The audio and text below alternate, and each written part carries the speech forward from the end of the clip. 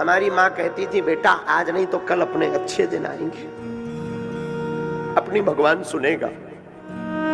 दोस्तों, आज मैं आपको ऐसी सत्य घटना बताने जा रहा हूं जो आपके रोंगटे खड़े कर देगी।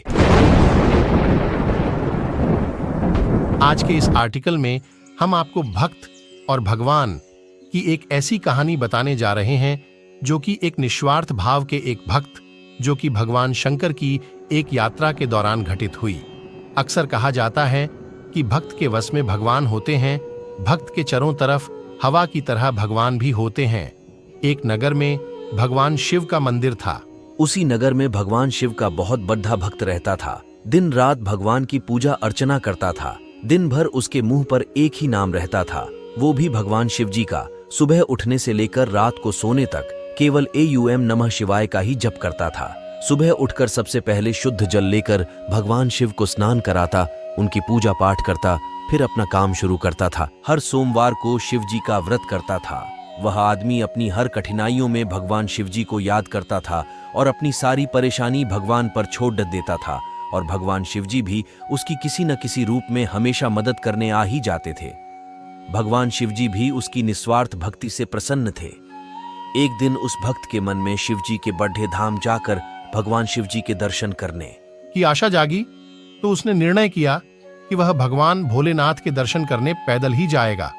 उसने बिना देरी किए अपने कुछ कपड़े लिए और निकल पड़ा शिव धाम। भक्त भगवान शिव का नाम स्मरण करता हुआ निरंतर अपने रास्ते आगे बढ़ता जा रहा था।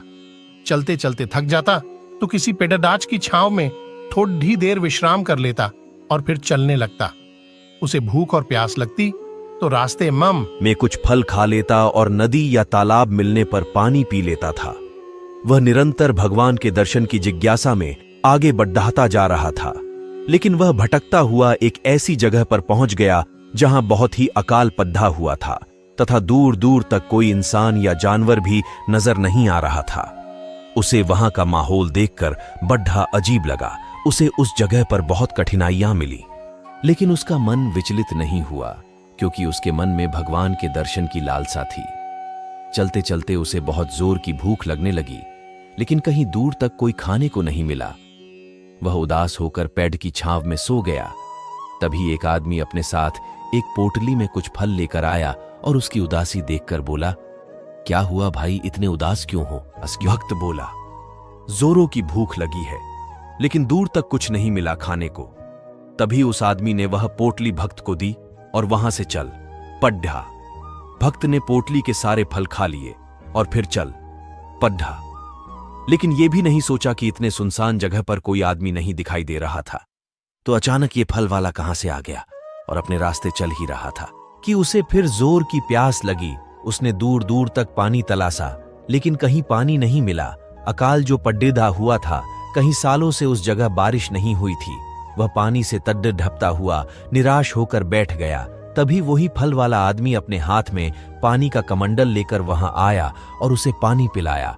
भक्त उसे देखकर बोला, तुम अभी मुझे फल खिलाकर गए थे और फिर पानी लेकर मेरे सामने आ गए। यहां पर दूर दूर तक कहीं पानी नहीं मिला और तुम कहां से पानी लाए? तभी उस आदमी ने जवाब दिया, सच्चे भक्तों के हमेशा भगवान साथ ही रहते हैं, उन्हें किसी प्रकार का कष्ट नहीं होने देते हैं। इतना कहकर वह आदमी कुछ दूर जाकर गायब हो गया। भक्त को समझ में आ गया कि वह आदमी कोई और नहीं, भगवान शिव जी ही थे जो मेरी मदद करने आए थे। अब वह भक्त बिना किसी परेशानी के भगवान शिव जी के धाम पर पहुंच ही गया था। कहानी से सिख, इस कहानी से हमें यह सिख मिलती है कि भगवान हमेशा भक्त के साथ खड़ी डीढ़ी रहते हैं। कई बार हमारे जीवन में बुरा समय आता है, लेकिन कुछ मुश्किलों के बाद भगवान सब ठीक कर देते हैं।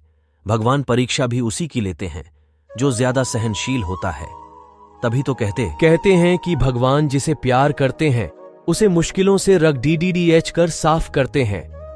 दोस्तों, मैं आशा करता हूं कि आपको यह आर्टिकल पसंद आया होगा।